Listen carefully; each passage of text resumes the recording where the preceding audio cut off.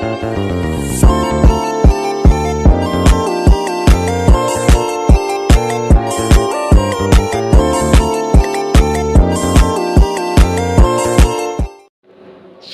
perkenalkan nama saya Mary Christine Mondiao.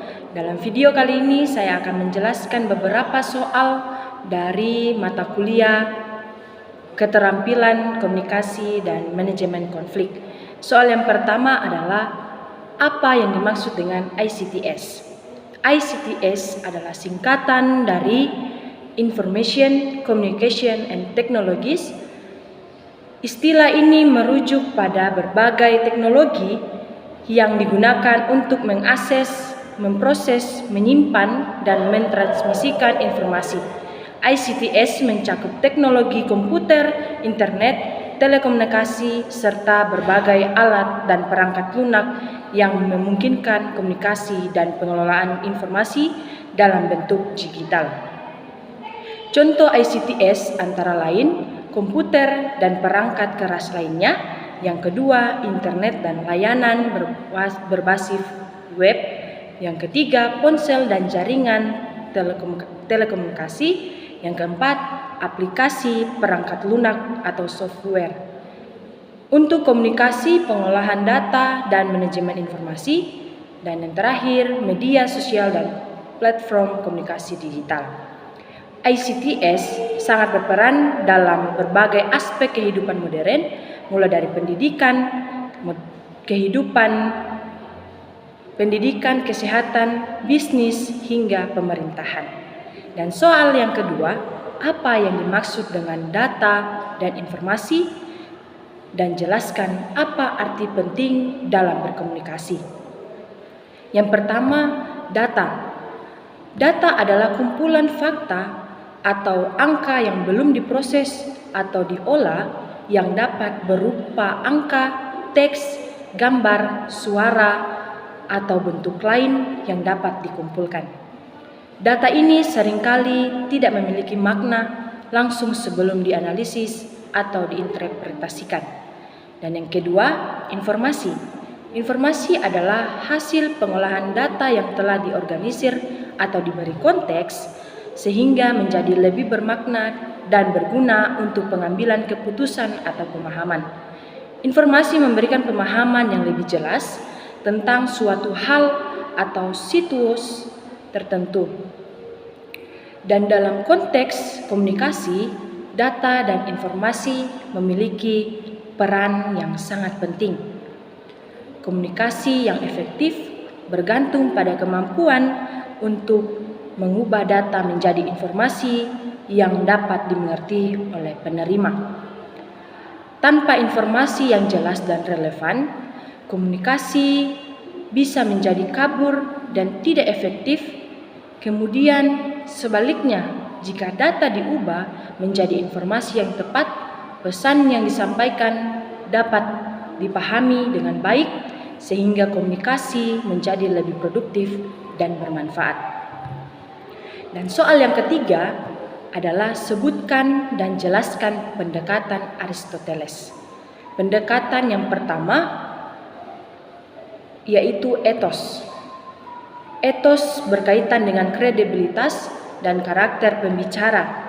Pendekatan ini menekankan pentingnya membangun kepercayaan di mata audiens sebagai cara untuk memengaruhi mereka. Pembicara perlu menunjukkan moralitas, integritas, serta pengetahuan yang memadai dalam topik yang sedang dibicarakan. Poin yang kedua adalah patos. Patos berfokus pada kemampuan pembicara untuk membangkitkan emosi audiens. Pendekatan ini memanfaatkan pengaruh emosional untuk meyakinkan atau menggerakkan pendengar melalui cerita, gambaran, atau pilihan kata yang mampu mengunggah perasaan seperti kesedihan, kegembiraan, atau kemarahan. Pembicara dapat memperkuat argumennya. Dan yang terakhir, logos. Logos atau logika menekankan pengguna logika dan alasan dalam penyampaian argumen. Pendekatan ini menuntut adanya bukti yang rasional, data, fakta, dan penalaran yang kuat untuk mendukung klaim yang diajukan. Argumen yang didasarkan pada logos biasanya bersifat objektif dan analitis. Ketiga pendekatan ini saling melengkapi dalam proses persuasi. Pembicara yang efektif akan mempertimbangkan ketiga elemen ini untuk meyakinkan audiens dengan lebih baik. Dan soal yang keempat adalah sebutkan 5 ayat Alkitab yang berhubungan dengan keterampilan komunikasi dan manajemen konflik. Ayat yang pertama adalah Yesaya 55 ayat 11. Makna dari ayat ini adalah bahwa firman Tuhan memiliki kuasa yang tidak sia-sia. Apa yang Tuhan firmankan akan terjadi sesuai dengan kehendaknya. Firman-Nya tidak hanya sekedar kata-kata, tetapi membawa pengaruh dan hasil yang pasti sesuai dengan tujuannya. Ini menekankan bahwa Tuhan selalu berhasil dalam segala yang Dia rencanakan, dan bahwa setiap firman yang keluar darinya pasti akan memenuhi tujuannya tanpa gagal. Dan ayat yang kedua adalah Filipi 4 ayat 8. Makna dari ayat ini adalah Paulus mengajak umat Kristen untuk memfokuskan pikiran mereka pada hal-hal yang baik dan positif yang mencerminkan sifat-sifat Kristus. Dalam hidup sehari-hari, kita sering kali dihadapkan pada hal-hal negatif atau yang merusak, tetapi Paulus menegaskan pentingnya untuk terus memikirkan hal-hal yang berkenan kepada Tuhan, hal-hal yang benar, mulia, adil, suci, manis, dan yang membawa kebaikan. Dan ayat yang berikutnya adalah Kolose 4 ayat 6. Makna dari ayat ini adalah bahwa sebagai orang Kristen kita diajarkan untuk berbicara dengan bijaksana, penuh kasih, dan dengan sikap yang lembut. Kata-kata yang keluar dari mulut kita harus mengandung kasih dan penghormatan kepada orang lain, tidak disertai dengan sikap sombong atau kasar. Dan ayat yang berikutnya adalah Yakobus 1 ayat 20. Makna dari ayat ini adalah bahwa amarah atau kemarahan manusia tidak akan membawa hasil yang baik di hadapan Tuhan.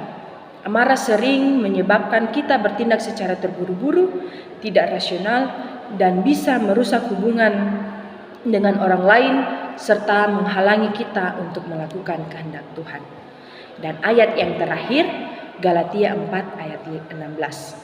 Makna dari ayat ini adalah Paulus mengungkapkan perasaan prihatin dan kebingungannya terhadap jemaat di Galatia.